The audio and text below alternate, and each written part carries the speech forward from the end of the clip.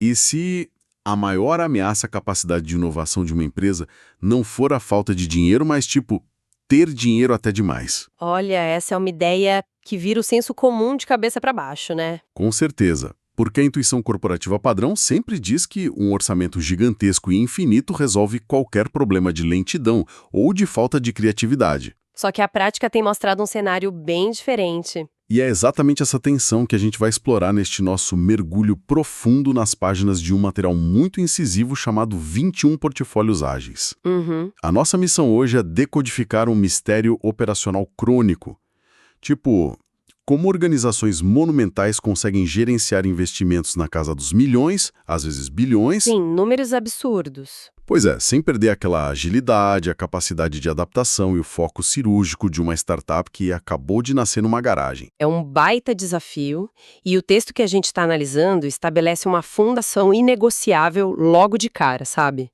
Não basta simplesmente ser rápido. Velocidade pela velocidade. Exato. Velocidade sem direção é só causa institucional. Para que um portfólio ágil funcione de verdade, ele precisa combinar duas forças. Ele precisa ser implacavelmente enxuto, tipo, operando com o mínimo de desperdício possível, e estar radicalmente alinhado à missão estratégica da empresa. Certo. O princípio central é que cada centavo investido não serve só para construir alguma coisa técnica.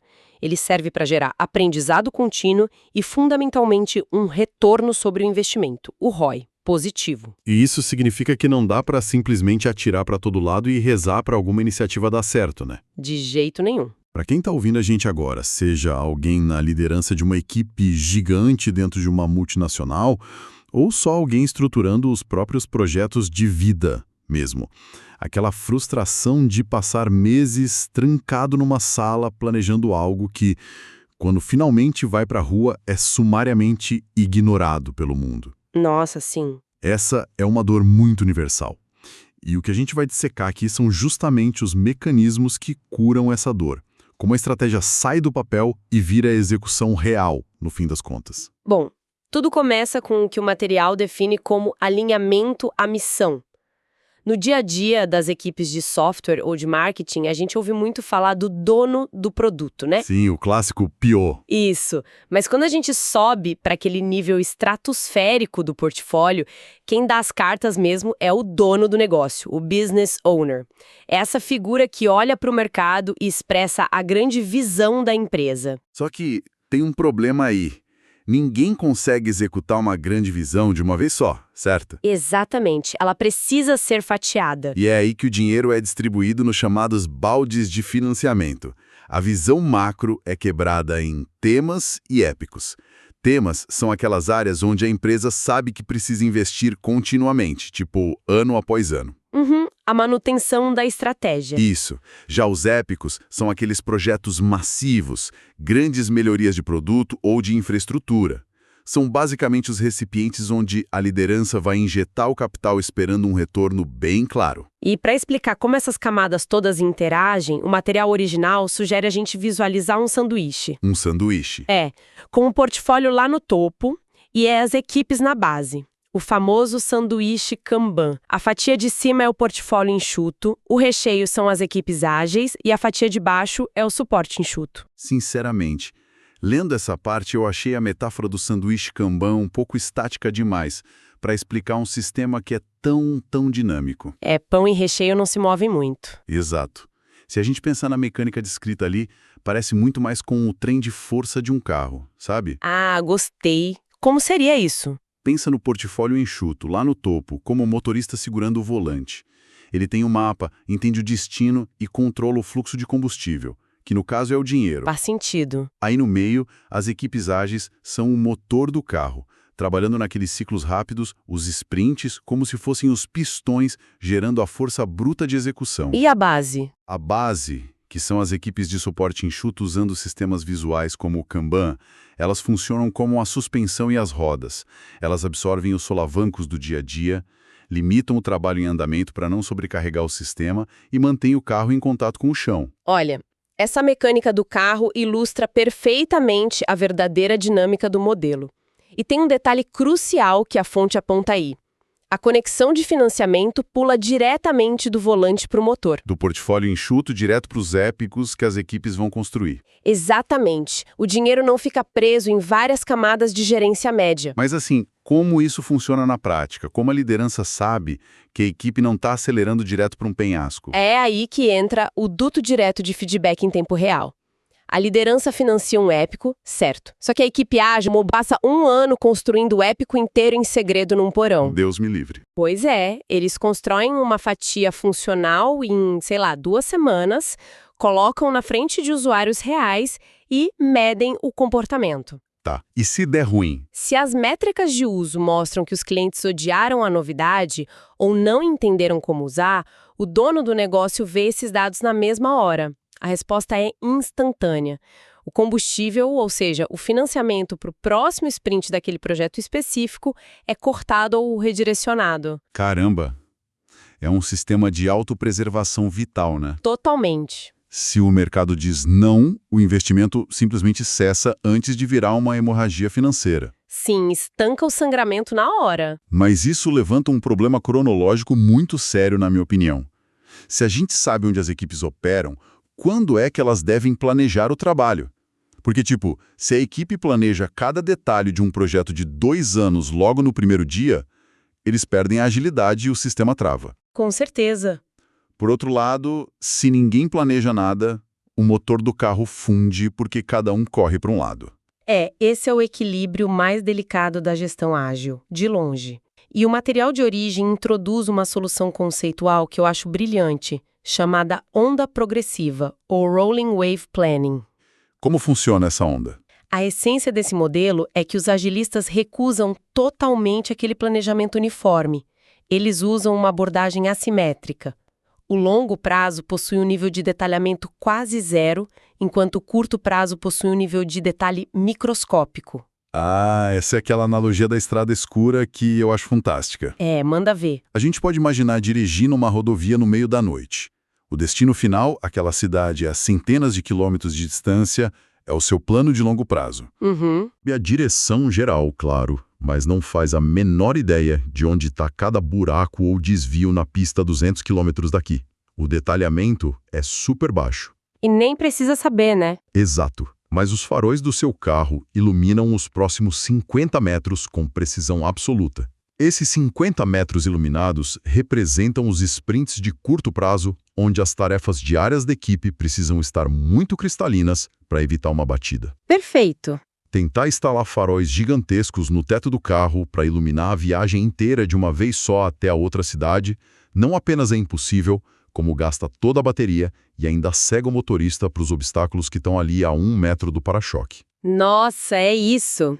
E traduzindo essa viagem noturna para a realidade do portfólio ágil, a regra de ouro do planejamento em ondas é separar radicalmente os requisitos de negócios das especificações técnicas. Como assim separar radicalmente? No longo prazo, quando a liderança olha para o horizonte, eles planejam exclusivamente em termos de capacidades de negócio.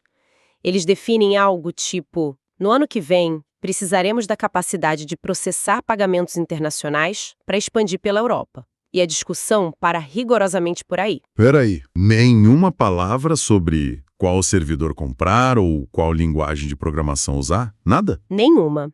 A fonte é taxativa sobre isso. Detalhes técnicos só ousam aparecer no planejamento de longo prazo quando são os chamados impulsionadores técnicos. O que seriam esses impulsionadores? São aquelas infraestruturas gigantescas que são pré-requisitos inevitáveis para várias capacidades futuras, tipo migrar tudo para a nuvem. E mesmo assim, a recomendação é adiar essa decisão técnica até o último momento responsável. O último momento responsável. Gostei do termo. Sim. Todo aquele detalhamento focado em como o software vai ser codificado, as histórias de usuários, o design da interface, tudo isso fica restrito estritamente à área iluminada pelos faróis, ou seja, o sprint atual ou, no máximo, próximo. O motivo por trás disso é matemática pura contra o desperdício, certo? Com certeza. É só pensar naqueles custos irrecuperáveis, os famosos sunk costs, que assombram as planilhas financeiras das empresas. No modelo tradicional corporativo, um monte de engenheiros super qualificados passariam 6 meses desenhando a arquitetura de servidores de um sistema de pagamentos que só seria lançado no ano seguinte. Clássico. Aí, o primeiro protótipo do produto vai para o ar hoje, as vendas fracassam, a empresa descobre que o cliente europeu simplesmente não tem interesse no produto e a expansão é cancelada. E o que acontece com o trabalho dos engenheiros? Vira fumaça. Aqueles 6 meses de design técnico foram direto para o lixo. A onda progressiva garante que a energia mental da equipe técnica só seja gasta naquilo que o mercado já validou que quer comprar. É basicamente a preservação tática de recursos. Você não compra os móveis sob medida para uma casa antes mesmo de saber se a prefeitura aprovou a fundação do terreno, sabe? Maravilha, perfeito. Dirigir à noite com os faróis curtos, resolvendo os problemas imediatos, faz total sentido para um único carro. Mas aqui a gente entra no núcleo duro deste nosso mergulho profundo. Vamos lá. E se a empresa não for um carro só? E se estivermos falando de uma frota de 5.000 veículos operando simultaneamente em vários países? Escalar essa onda progressiva para o nível de uma corporação gigantesca sem gerar um engavetamento em massa parece um pesadelo logístico. Como é que o material resolve isso? Então, a estrutura que suporta esse crescimento sem quebrar tudo é o que o texto chama de gestão de capacidades empresariais. Gestão de capacidades empresariais. Nome chique. É um modelo de governança onde a obsessão da liderança deixa de ser um microgerenciamento de tarefas e passa a ser o gerenciamento daquilo que a organização consegue fazer, suas capacidades. Entendi. A regra inquebrável aqui é nunca ditar como um problema será resolvido. O como é território exclusivo e soberano da equipe técnica. Certo. E a fonte mapeia um fluxo exato, né? Uma jornada de 5 etapas pela qual uma grande ideia precisa passar para sobreviver nesse sistema em larga escala. Isso mesmo, são 5 passos. Em vez da gente apenas listar os conceitos soltos, vamos acompanhar o ciclo de vida de uma inovação real, passando por essa engrenagem. Pessoal que está ouvindo, imagina uma gigante do varejo que percebe que está perdendo clientes porque as filas nas lojas estão demorando demais. Ah, esse é o gatilho perfeito. O primeiro passo da engrenagem é o planejamento estratégico. A diretoria analisa as tendências de mercado, a insatisfação dos clientes e define uma meta de negócio inflexível. A gente precisa eliminar o atrito físico na hora de pagar. Beleza, a meta está definida. Aí a ideia avança para o passo 2, que é a modelagem de processos de negócio, ou BPM. Aqui, os analistas vão mapear a loja e perceber um buraco na operação. Eles concluem algo como: nós não temos a capacidade de processar um pagamento sem que o cliente passe as compras fisicamente por um caixa. A lacuna de capacidade está diagnosticada. O que aciona imediatamente o passo 3, a temida arquitetura empresarial, o EA. É o grupo responsável por garantir que a empresa não imploda tecnologicamente. Os guardiões da TI. Exato. Eles olham para a lacuna e dizem: olha, nossos servidores de dados nas lojas são de 10 anos atrás. Para implementar algo como pagamento via aplicativo ou sensores nas prateleiras, precisaremos de uma infraestrutura em nuvem muito mais robusta. Eles mapeiam a viabilidade técnica macro e estimam um custo aproximado para resolver esse problema. E olha, para quem nos ouve e trabalha no meio corporativo, esse é geralmente o momento exato em que os projetos incríveis morrem por falta de verba. Quase sempre, né? Mas, sobrevivendo a essa estimativa, chegamos ao passo 4, a gestão de portfólio de projetos, o PPM. Essa equipe funciona literalmente como uma empresa de capital de risco interna. Uma venture capital lá dentro. Isso. Eles recebem dezenas de propostas diferentes de todos os departamentos. Eles olham para o problema das filas, analisam a estimativa de custo e decidem: sim, resolver isso vai impactar nosso crescimento. Vocês estão financiados. Tem, sei lá, R$1 milhão para encontrar a solução. E aí, assim que o trabalho rápido da equipe começa e as primeiras entregas são feitas, o ciclo culmina no passo 5, a verificação e validação, ou V&V. O famoso choque de realidade. Pois é, a equipe lança um aplicativo de pagamento pelo celular numa única loja por 2 semanas. O departamento de V&V mede os dados. As filas diminuíram, As vendas aumentaram. O ROI é real ou é apenas uma métrica de vaidade num slide de apresentação? Certo, eu preciso interromper aqui, quero fazer o papel de advogado do diabo um pouquinho. Opa, manda! Porque quando a gente olha para essa jornada, planejamento estratégico, modelagem de processos, arquitetura empresarial aprovando sistemas, gestão de portfólios liberando verbas e, finalmente, verificação. O próprio material de origem pontua que esse fluxo é estruturalmente idêntico aos pesados e antigos processos de orçamento do governo. É verdade, o texto fala isso. Pensa bem, um departamento planeja, passa para o comitê técnico estimar, que passa para o conselho financeiro aprovar. A gente passou a primeira metade desta conversa exaltando faróis curtos e velocidade, mas na prática da grande corporação, isso soa exatamente como a burocracia paralisante de sempre, vestindo uma roupagem ágil. Entendo total. Uma ideia dessas vai levar 6 meses só para conseguir o carimbo do orçamento. Como que isso é remotamente ágil? Completamente as regras do jogo não está nos nomes dos departamentos. Está no objeto do financiamento. Como assim? A burocracia governamental ou corporativa tradicional planeja, estima e financia um escopo fechado. Eles diriam, aqui está o orçamento para instalar 80 totens de autoatendimento da marca X em 50 lojas até o mês de novembro. Tá, super específico. Muito! E se no primeiro mês de testes descobrirem que os clientes odeiam usar os totens, o que acontece? Nada, né? Nada. O orçamento já está travado no escopo dos totens. O dinheiro queima até o fim, independente do resultado. Então a armadilha está em financiar a solução antes de testar a hipótese. Exatamente isso. O modelo ágil vira essa lógica de cabeça para baixo. Ele não orça escopos, ele financia a resolução de problemas. O portfólio diz para a equipe, temos o problema da retenção nas filas e temos este limite financeiro. Vão descobrir como resolver isso. A carta de fundação do projeto traz limites de custo e padrões de segurança, claro, mas a inovação técnica pertence à equipe. Entendi a sacada. Se a equipe testar os totens da primeira semana e falhar miseravelmente, eles simplesmente usam o restante do dinheiro financiado para testar pagamento pelo celular na semana seguinte, sem precisar pedir autorização de novo para toda a cadeia de comando. Exato.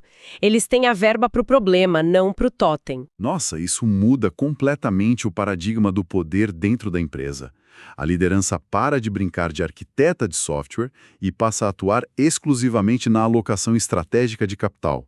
É tipo, este é o alvo, este é o dinheiro, tragam resultados. Exato. É uma libertação para os dois lados. Mas vem cá, os tipos de inovações e os cenários de mercado variam absurdamente. Financiar problemas funciona muito bem para filas de supermercado, mas como esse modelo se adapta a contextos totalmente diferentes? A versatilidade desse modelo de portfólio ágil se apoia no que a fonte define como o poder das restrições. A premissa é que qualquer tipo de inovação moderna pode ser tratada como um processo repetível para gerar capacidades de negócio. O material divide isso em 3 grandes frentes práticas. Legal. A primeira delas, se entendi bem, seria o cenário típico de uma startup, ou o lançamento de um produto completamente do zero. Isso mesmo. Nesse caso, o problema que recebe o investimento não é a construção de um software super robusto logo de cara, mas sim a busca feroz pelo encaixe do produto no mercado. O famoso Product Market Fit. Perfeito. O capital financia experimentos muito rápidos para descobrir se existe um público disposto a abrir a carteira por aquela ideia antes mesmo de construir a coisa de verdade. E a segunda frente? O segundo cenário envolve produtos existentes. A empresa já tem mercado, já tem cliente, mas precisa inovar. O foco do financiamento muda. Não é mais validar se o mercado existe, mas encontrar a solução mais aderente para um atrito específico que os clientes já apontaram, tipo a fila do supermercado que a gente falou. E a terceira? O terceiro cenário é a inovação de processos. Aqui, o olhar é totalmente interno. A equipe mapeia a própria operação diária, encontra onde está a grande restrição do sistema, aquele gargalo que trava a produção de todos os outros departamentos, e o portfólio financia a exploração e eliminação dessa restrição para que a vazão do trabalho flua. Sabe, refletindo um pouco sobre esse conceito de restrições, no linguajar corporativo tradicional, a palavra restrição quase sempre carrega uma conotação punitiva. Soa muito negativo. Soa como um castigo, né? Tipo, nossa equipe sofreu uma restrição de verba, ou o prazo sofreu uma restrição drástica.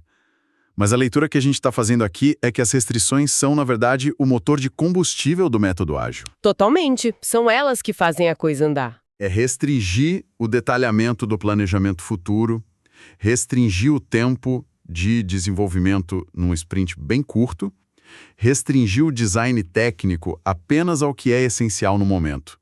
Se não houvessem essas restrições, a força magnética da zona de conforto manteria as equipes eternamente em salas de reunião, desenhando diagramas impecáveis de produtos que nunca encontrariam os clientes. Nossa, isso é muito real. A restrição não é o freio, sabe? A restrição é o que força o contato com a realidade. Sem as restrições de tempo e orçamento forçando esses ciclos rápidos de entrega, o sistema de defesa principal do portfólio ágil desabaria.